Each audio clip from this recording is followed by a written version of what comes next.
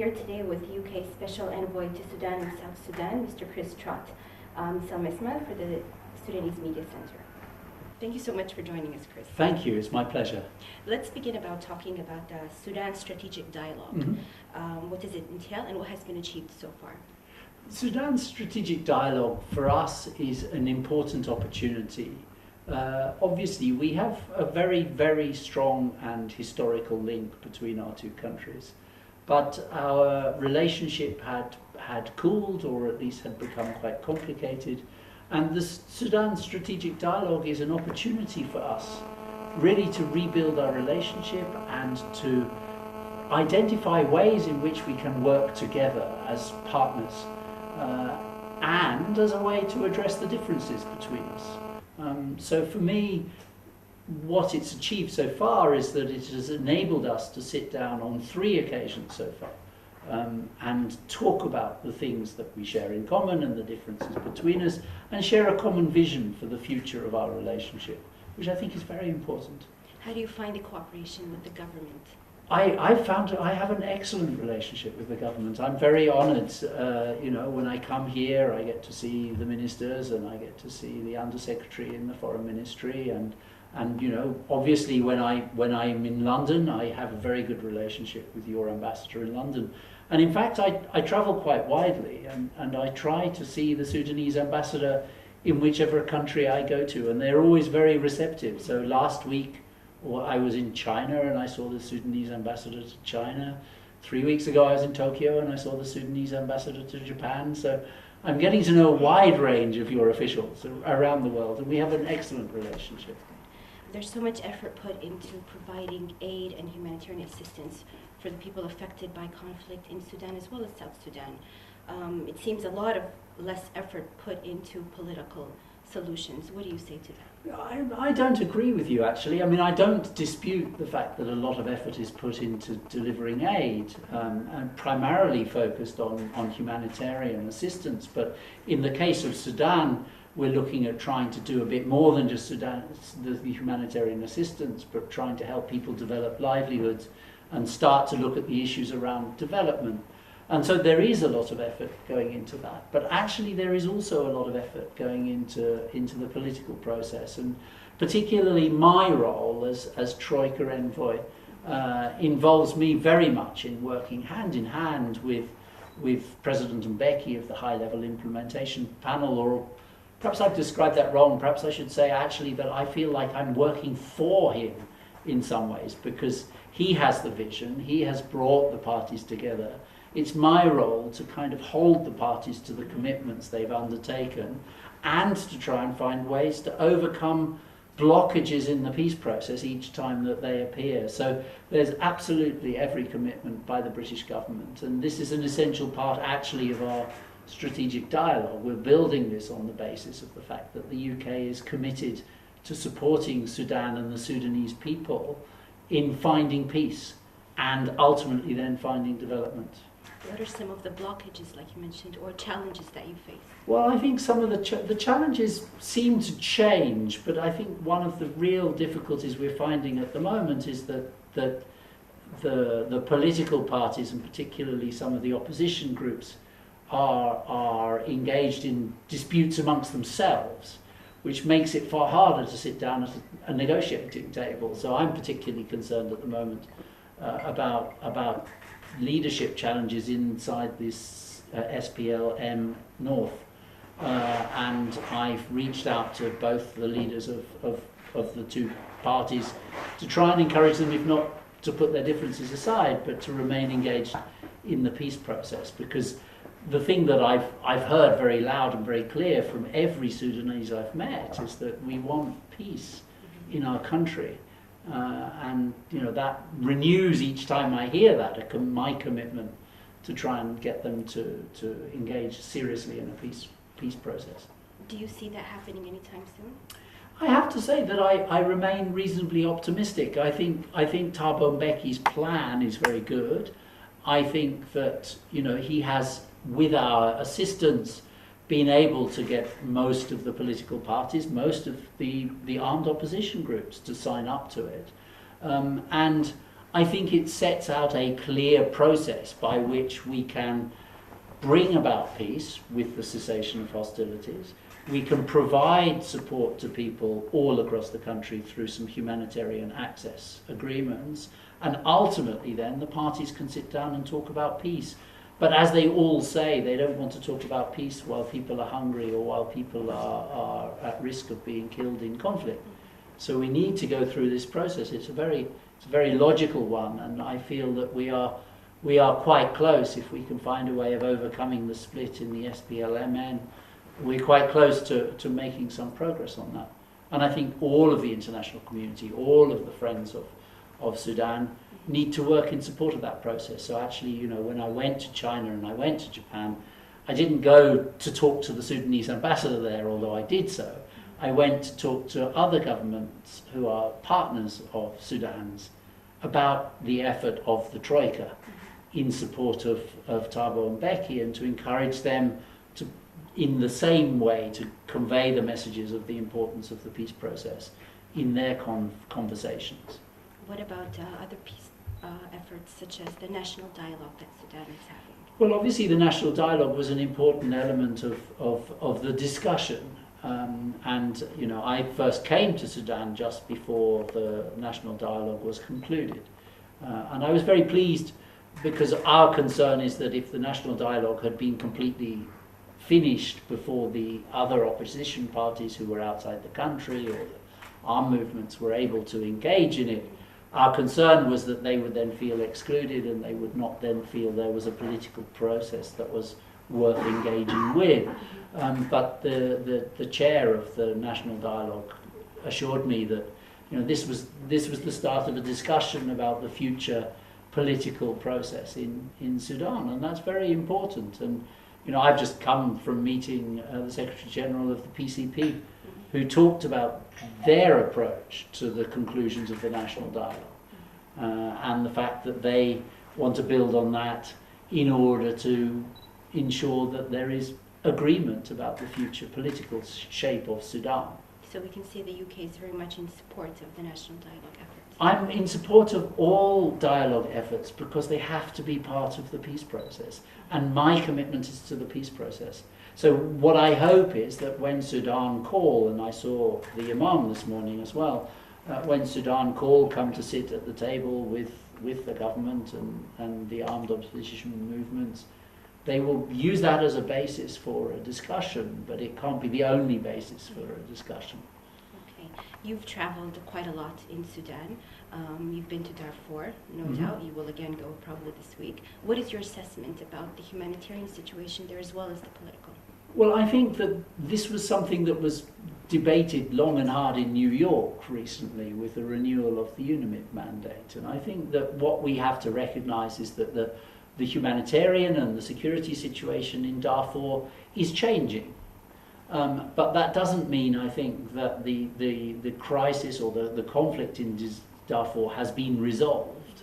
And for as long as there is tension, for as long as people feel unable to go back from their IDP camps to where they originally came from, I think there will be a role for UNAMID in Darfur, but not necessarily in the places that it has been over the last 10 years, which is why the UNAMID mandate has looked to close a number of bases. But actually has requested the opening of one base in Jabal Mara, and I'm actually hoping to go to Jabal Mara this week, to Golo, which is where the UN has recommended that a base be opened in order to provide security to the people in that region. The last time I was in Darfur, actually, I went to East Darfur, and I went to see the huge amount of support that Sudan is providing to its neighbour. I went to visit a refugee camp that had been established very recently near Ed Dain for South Sudanese refugees. And one of the things that I'm always conscious of is the warmth of the welcome that the Sudanese government and the Sudanese people have provided, as yet again South Sudanese are being forced out of their homes by conflict. Let's talk a little bit about the migration, illegal migration. about counter-smuggling and the UK and Sudan's cooperation in that. So I think that the UK recognises that migration in all its forms puts pressure on Sudan just as it does on us. I mean, you are not just in the UK.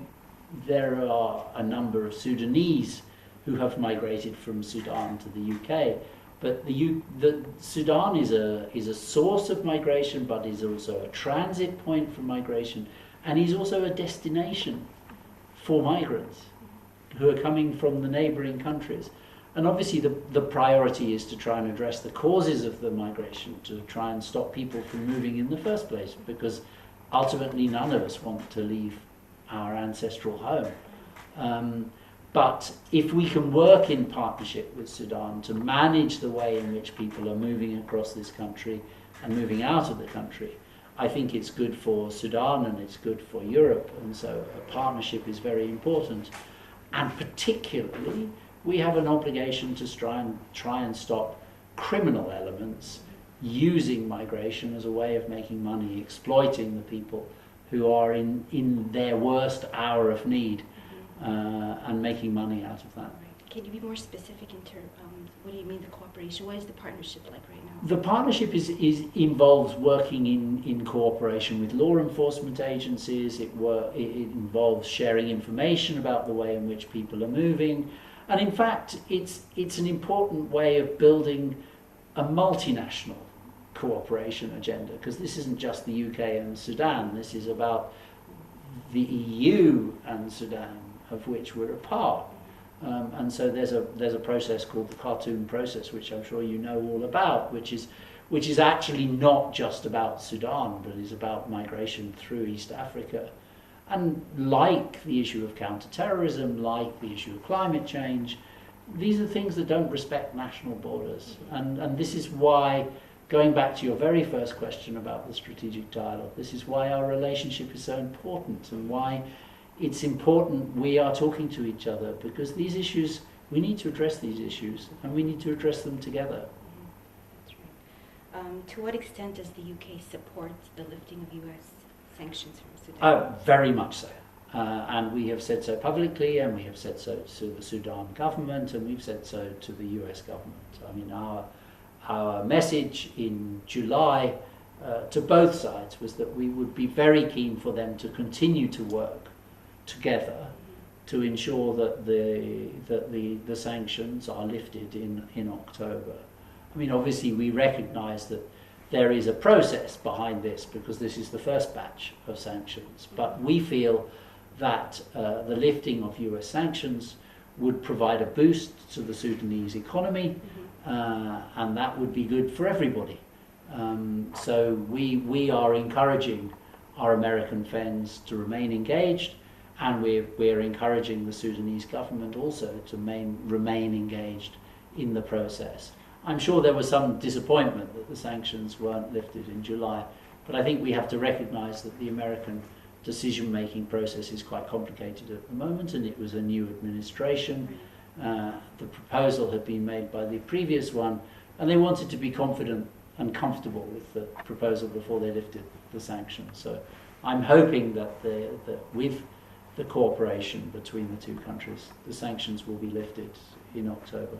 What will be the cooperation between the UK and Sudan in terms of banking sector or businesses after the sanctions are lifted? I mean, there is still a historical link between businesses in our two countries, and I think there will be businesses both in the UK and in Sudan who want to get to know each other again. The gap's been long. Obviously, the banking sector is one of Britain's strongest industries, and we would be very keen to see the banking sector re-engaging and supporting the commercial relationship between our two countries. For us, Sudan is not yet in the place that it should be in terms of its international position, in terms of its economic position. You are at a crossroads in a critical region. This gives you opportunities, and it gives us opportunities for partnership with you. And so we're very much hoping that with the lifting of sanctions, there will be renewed interest in both countries in our commercial relationship. And I know that the embassy here and particularly Ambassador Michael Aaron, have been working very hard in anticipation of the lifting of sanctions. So we can say that some particular arrangements are being put in place? Yes, we've started that dialogue because you can't turn it on like that. We've started the dialogue with Sudanese companies, and Michael has been to London and talked to British companies. He's talked to British export associations about renewing their interest. And in fact, we've had one small trade mission come here already to look at the opportunities, and this was part of his focus on his last, in fact I think on his last couple of visits to London. What about debt relief? The UK helping Sudan with debt relief, and one of the more important things is finding an effective strategy for poverty reduction. Exactly, and in fact the latter is the key to the former. I mean, yes, of course there is a sort of political element to debt relief, but ultimately there is also a very complicated technical process for a country that wants to address its debt. And we are absolutely, and our offer has been made to the Sudanese government, that we will help with that technical process. It's not one that happens overnight, but the very first thing that needs to happen is this poverty reduction strategy. And we are encouraging the Sudanese government to work quickly to develop a credible poverty reduction strategy, and we are working in partnership with them, and that will then be the basis for the discussion about the debt relief. I'm afraid it's a slow and complicated process, and one that I don't understand, but DFID, our development team here in Sudan, are already engaged with the Sudanese government in discussions about that technical aspect of that. Okay, last question. You've been to Sudan so many times. What are some of the experiences that you take with you?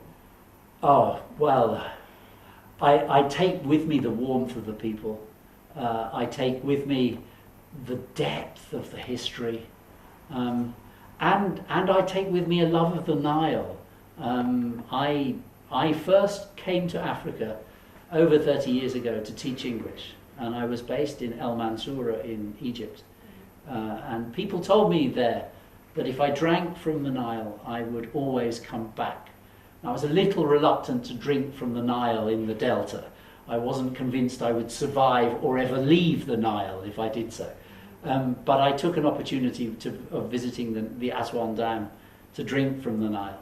And it took over 30 years, but the day that I flew back over the Nile to land in Khartoum airport, I felt I had come home. And the reception I got was very positive. And I hope that through my interest and my engagement, we can build a brighter future for our two countries. Thank you so much, Mr. Chris, for joining us. Thank you very much Sudan indeed. always welcomes you. It's a great pleasure to be here. Thank you.